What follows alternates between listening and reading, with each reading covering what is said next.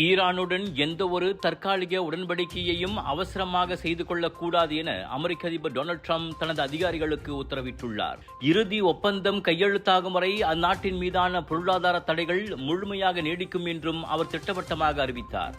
ஈரானுக்கு எதிரான அமெரிக்காவின் அதிகபட்ச அழுத்த கொள்கை குறித்து பேசிய ட்ரம்ப், வாஷிங்டன் நிர்வாகம் பலவீனமான அல்லது அவசரகால ஒப்பந்தங்களுக்கு ஒருபோதும் உடன்படாது என்றார்.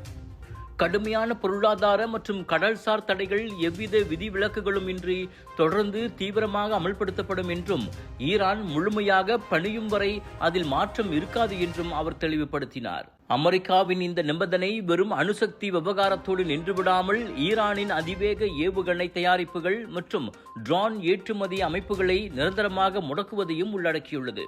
ஈரான் தனது அனைத்துலக செயல்பாடுகளை மாற்றிக்கொள்ளும் வரை அதன் மீதான பொருளாதார நெருக்குதல்கள் இன்னும் அதிகரிக்கப்படும் என வெள்ளை மாளிகை வட்டாரங்கள் தெரிவிக்கின்றன.